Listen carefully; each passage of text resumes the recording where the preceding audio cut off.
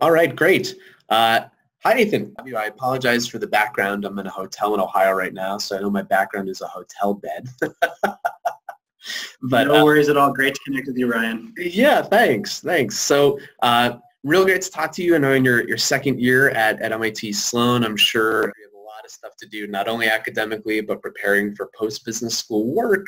So really appreciate the time. I remember very fondly you and I working together before you went to Sloan, and just really like you as an individual. You have so much energy. So I was so excited to see you raise your hand to do this for me. Thank you so much. I really appreciate it. Absolutely. Great chance to reconnect. Happy to. Yeah. Great. So I'll start by allowing you to just kind of introduce yourself. Absolutely. So started out my career in management consulting at Deloitte Consulting out of Atlanta after graduating from Emory University. Really enjoyed that experience. Did that for about 2.5 years, was promoted to consultant, and then had the opportunity to either move directly into business school or get more experience. And I really wanted to get some operating experience from there. So then I transitioned to the Princeton Review, which was actually owned by a private equity firm at the time. And a product management role where I was owning several products throughout the company and really had P&L responsibilities, which was really, really cool. And then finally, I wanted to get some startup experience right before starting business school. So the third stop I made was at a startup formerly called LTG, now Ready For, where I led product and operations and then was the chief operating officer. So now at Sloan, my goal was to build some entrepreneurial skills and then to connect with kind of growth stage software companies and see how they're really structuring their businesses. Yeah, great. So take me back to your experience applying, because as I remember, you had some pretty solid 720 GMAT score, which is pretty high. It's right around the average for the top tier schools like MIT Sloan. So were there any parts to your candidacy that you had concerns or doubts about, or that in your head stuck out as the reasons I might not get into a top tier school, and what were they if you did? Yeah, absolutely. So what I was really concerned about in the process was telling a very clear story and branding myself in a coherent way, because I had gone from consulting but then to slightly less traditional type roles. So in education technology at a normal company, the Princeton Review, and it wasn't necessarily a normal transition from like McKinsey to a private equity firm to business school. And so what I tried to do was really tell a clear and unique story. And so I began to brand myself in the education technology space. And so working with someone on that side really helps me build that brand together. And the other thing is that I was a liberal arts major undergrad. And so demonstrating that I had the quantitative abilities to really get into these top schools was very important to me. So those were two of the areas that I focused on strengthening up as I got ready for the applications. Okay, so tell me a little bit more about the story that you did end up telling, because you hopped around from a pretty legitimate, obviously Deloitte is a great brand, the consulting industry, and then you're in more of a startup type role. So what was the story you told, or how did you attempt to differentiate yourself from other candidates for these really selective schools? Yeah, so what I really focused on was that I liked having ownership over a position, and so that's how I talked through the transition from consulting to the Princeton Review. It's the opportunity to really own a product, own part of the business, and push it forward. And then the startup experience was kind of the natural transition from that. It's like it was the opportunity to help grow a whole business. And so kind of the common theme was I got really excited about the education technology space and thought that there was a lot of cool, good work that could be done there. So branding myself was say, I'm not necessarily a typical consultant. I'm someone that has those consulting skills, but now has applied them to areas that I'm interested in to really take ownership of the business and grow it and move it forward. Nice. Okay, and then how did you address the quant issue? Because you talk about being a liberal arts major. I think you also told me before that you had a low quant score on the GMAT. So what is the approach that you took to addressing that, especially at a place like MIT, which is known to be pretty quantitatively heavy? So obviously whatever you did worked pretty well. Yeah, absolutely.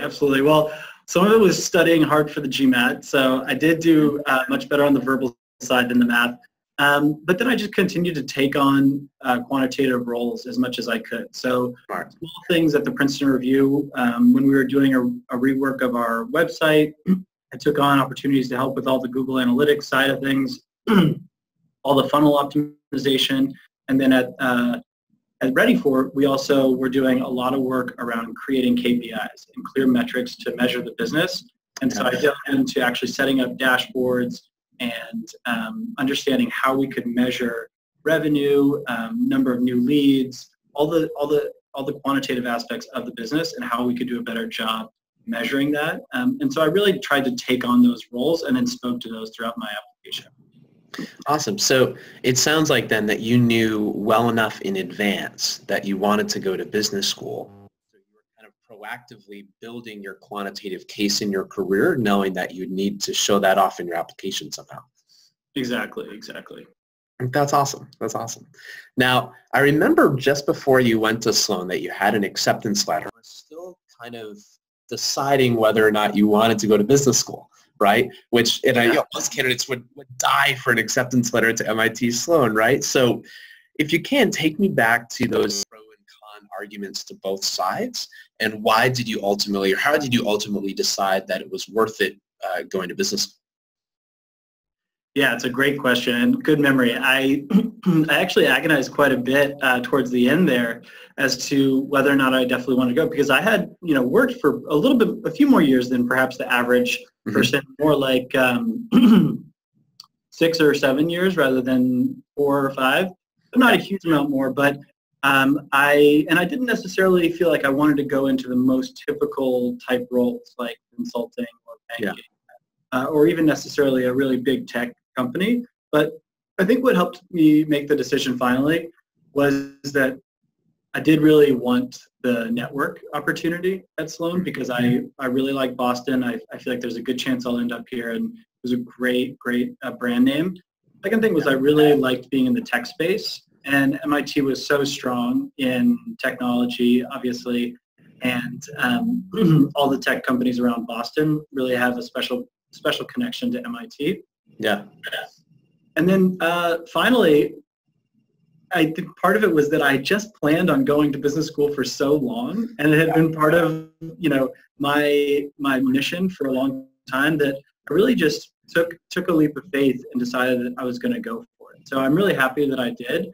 I've met so many interesting people and learned a lot and really pushed myself in a lot of ways. So I'm very happy with the decision, but it is a tough decision, and one that I think each individual needs to make. Yeah, that makes a lot of sense. I know I get a lot of questions from candidates around the ROI, right? And oh my goodness, going $100,000 plus or tuition plus living costs.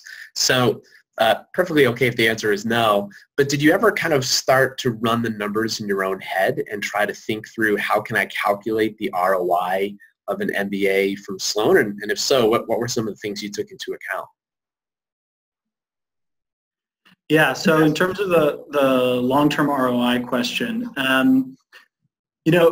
for me, I think the idea was that I saw a potential ceiling on earnings if I didn't necessarily go, if I stayed in kind of like a mid-range technology company in a middle management type role.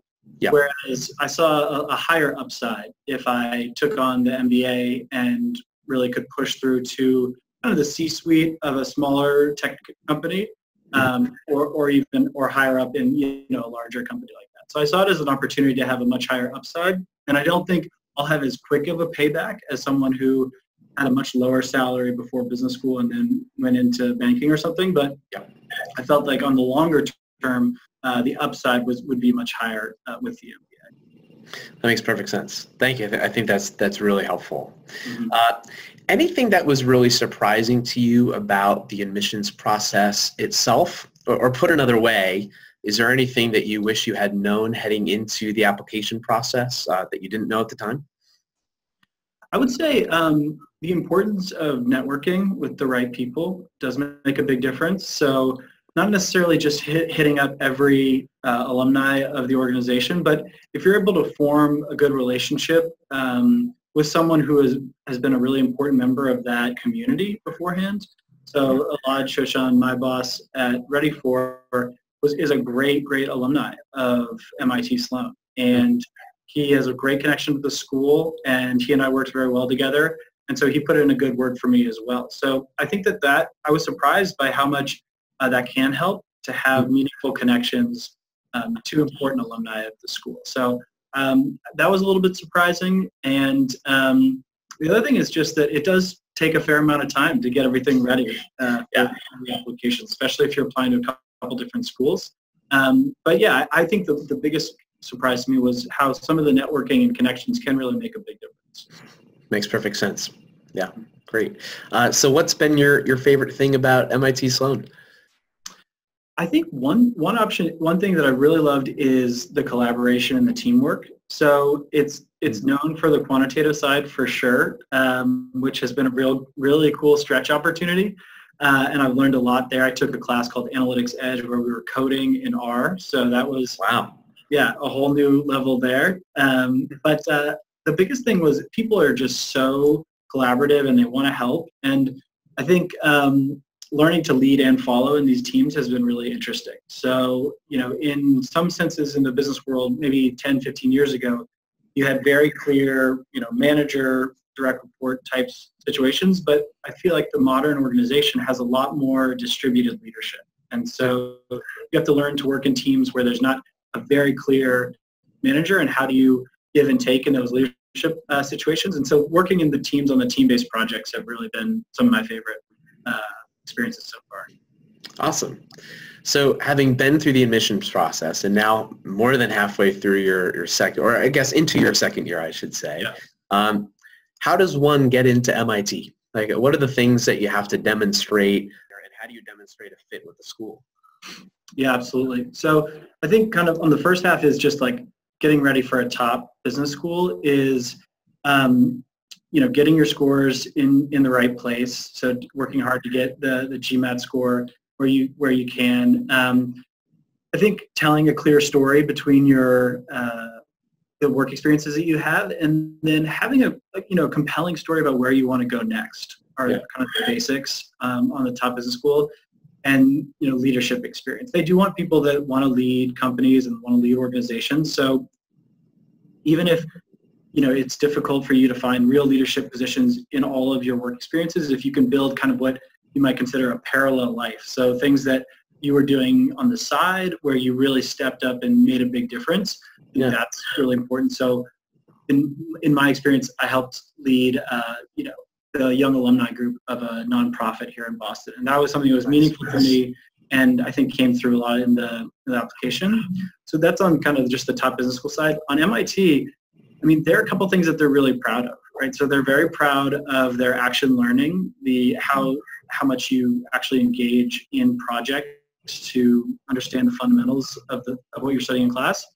They're proud of the rigor of the academics. And I think they're proud of how global a lot of the organization is. So in terms of MIT, after you have everything set up for getting into a top business school, I would say really honing in, looking through their website, talking to alumni about what makes MIT MIT, and then tailoring your answers to fit what they're proud of. Love it. That's really helpful. So I'd be remiss if I don't ask you this, just given your work history. So having done as well as you did on the GMAT and having worked in test prep for as long as you did, what tip for a candidate that's struggling on the GMAT or the GRE? Yeah, so it's a great question. So it's a tough test, and I think one part of it is it's not very linear. Sometimes it feels like you might not be making a ton of progress. Mm-hmm. One thing that was really important to me was the majority of the time I did spend on the area I needed to work on, which was more the quant side than the verbal.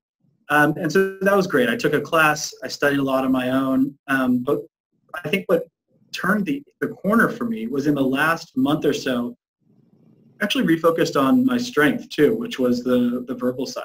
And so what that meant was that I went from, getting like 80th percentile, 90th percentile in verbal to 99th percentile in verbal. Interesting. So that really brought the whole score up. So what I would say is keep working on the area that you need to work on.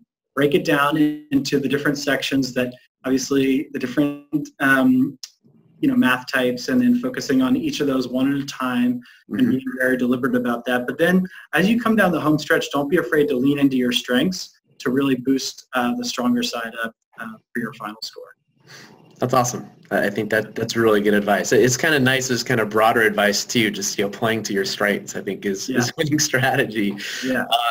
So I think that's a good transition into my final question. And I recently decided I'm going to ask this at the end of these interviews. And that is, based on your perspective right now, what do you think are the 3 most important qualities that a successful business person needs to possess?